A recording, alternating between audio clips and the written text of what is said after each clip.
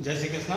Online classes के अंतर्गत आज अपन क्लास 11th में जो अगला चैप्टर है उसका वाचन करेंगे और अगला है अपने भवानी प्रसाद मिश्र की रचना घर की याद। तो रचना का प्रारंभ करने से पूर्व हम मिश्र जी का कुछ संक्षिप्त परिचय प्राप्त कर लेते हैं। तो मिश्र जी का जन्म हुआ था 1913 में टिगरिया होशंगाबाद मध्य प्रदेश में एक स्थान है, वहां पर आपका जन्म हुआ था। आपकी प्रमुख रचनाएं चकित है दुख, अनाम तुम आते हो, खुशबू के शिलालेख इत्यादि इत्यादि, ये इनकी कुछ चर्चित रचनाएं हैं।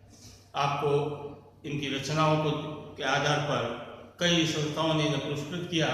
उनमें प्रमुख पुरस्कार है साहित्य अकादमी पुरस्कार, दिल्ली प्रशासन का गालिब सम्मान और भारत सरकार का पद्मश्री पुरस्कार इन्हें विशेष रूप से प्राप्त हुआ है।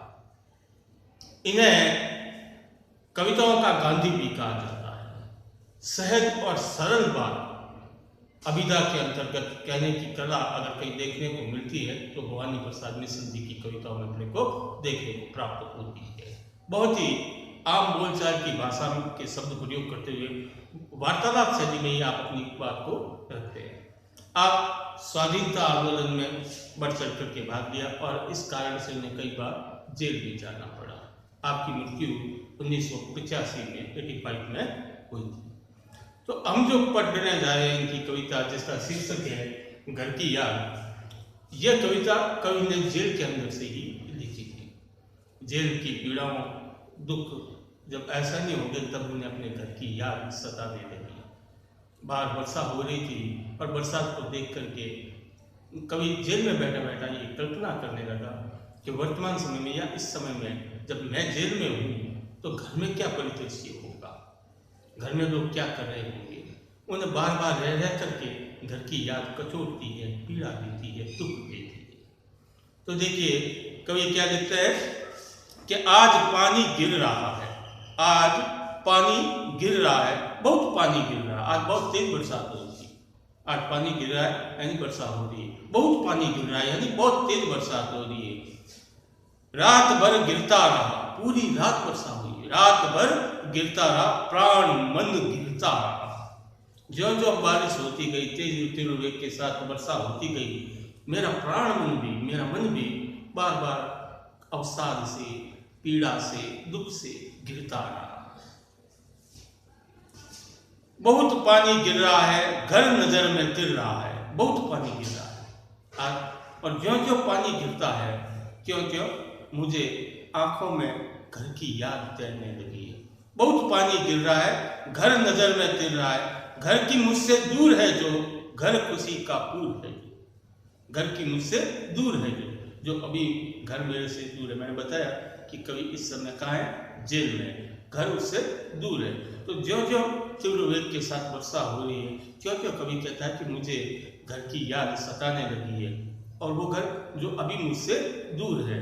घर खुशी का पूर है, घर खुशियों का भंडार है, पूरे भंडार है, घर है, वहाँ किसी प्रकार की कोई समस्या नहीं है। जैसी यातनाएं, जैसी पीड़ाएं मैं यहाँ भोग रहा हूँ, घर में उस प्रकार का कुछ भी नहीं है। इसलिए मुझे बार बार घर की याद आ रही है। घर में चार भाई, मायके से बहनें आई, बहन आई बाप के घर, हाय रे परिताप का घर। घर में चार भाई। अब वो कवि कल्पना कर रहा है कि इसमें घर में कौन कौन होंगे। हम चार भाई हैं, घर में चार भाई, घर में अभी घर में चार भाई, मेरे अलावा चार भाई और होंगे। मायके से बहनें आई, अभी मौसम है उसके अनुसार लग रहा है कि बहन भी अपने ससुराल से मायके पीहर आई होगी। बहन आई बाप के घर, बहन बाप के घर आई है, हाय रे परिताप के घर। अब बहन अपने घर तो आई है लेकिन कवि अंतिम पंक्ति में क्या है, हाय रे परिताप का घर। परिताप कहते हैं दुख।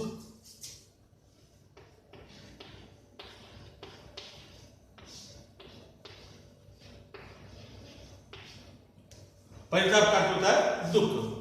बहन मायके तो आई है लेकिन बहन के लिए वो मायका दुख का घर है। क्यों?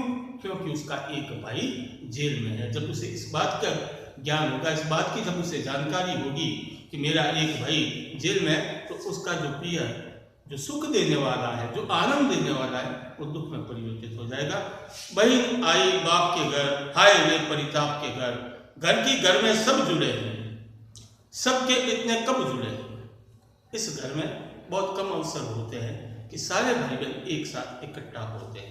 घर में सब जुड़े हैं, सारे पारिवारिक सदस्य एक साथ जुड़े हुए हैं, सबके इतने कब जुड़े हैं। जब उन्हें इस बात की जानकारी हुई कि भाई को जेल हो गई है, तो दुख बांटने के लिए माता पिता का सब लोग एक साथ एकत्रित हुए। ऐसे बहुत कम अवसर होते हैं जब परिवार के समस्त सदस्य एक साथ एकत्रित होते हो। घर में कब जुड़े हैं, सबके इतने कब जुड़े हैं। 4 भाई 4 बहनें, भुजा भाई प्यार बहनें। बता रहे 4 भाई है, 4 बहनें हैं। भाई मेरी भुजा है, भुजा होने का मतलब है संबल होना, ताकत होना। हाथ क्या है, हमारी ताकत है। तो भाई हमारी भुजाएं है, भाई हमारी ताकत है, और बहन हमारे लिए प्यार है, वो प्रेम का स्रोत है। बहनों के माध्यम से हमें प्रेम की प्राप्ति होती है।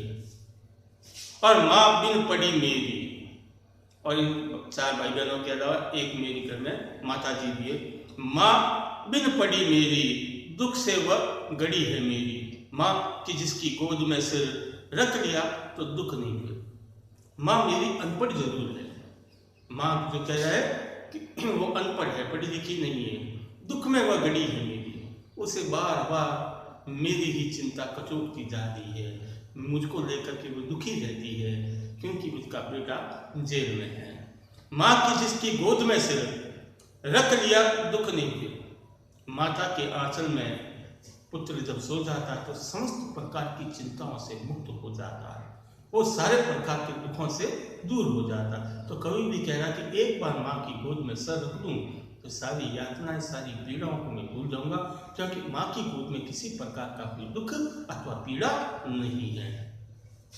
माँ की जिसके स्नेह धरा का यहाँ तक भी पसरा, उसने लिखा रहो आता, उसे लिखना नहीं आता जो कि उसका पत्र पाता। हालांकि माँ का प्रेम अप्रत्यक्ष रूप से मुझे यहाँ तक भी प्राप्त होता है। क्या कह रहे कवि, माँ की जिसकी स्नेह धारा, प्रेम की धारा का यहाँ तक भी पसरा, जो यहाँ तक भी फैली हुई है, उसे लिखना नहीं आता, क्योंकि पूर्व में बता दे वो अनपढ़ है, उसे लिखना नहीं आता, जो कि उसका पत्र पाता। यदि उसे लिखना आता तो वो अपने हृदय के प्रेम पत्र के माध्यम से मेरे तक प्रेषित कर देती। लेकिन विडंबना यह है कि वो अनपढ़ है, लेकिन उसके पश्चात भी उसके हृदय की जो मेरे प्रति दुआएं हैं, जो भाव है, जो प्रेम है, वो मैं यहाँ पर भी महसूस करता हूँ। अब बात आती पिताजी की। तो पिता क्या है कि पिताजी जिनको बुढ़ापा एक क्षण भी नहीं व्यापा करते महसूस होना। पिताजी हालांकि उम्र दराज है, अवस्था में है, लेकिन वे मन से बिल्कुल बूढ़े नहीं है। वे अपने आप को कभी भी बुजुर्ग नहीं मानते। पिताजी कि जिसको बुढ़ापा एक क्षण भी नहीं व्यापा, जो अभी भी दौड़ जाए, जो अभी भी खिलखिलाए।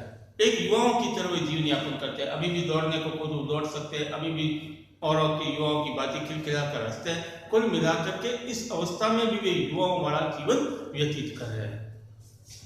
मौत के आगे न हिचके, मृत्यु भी साक्षात रूप में उनके सामने आ जाए तो भी वे घबराने वाले नहीं हैं। शेर के आगे न बिचके, अगर अचानक से शेर भी आ जाए तो बिचकते नहीं है, दुबकते नहीं। बिचकने का दुबकना, घबरा करके छुपने का प्रयास करना, वो दुबकते नहीं है।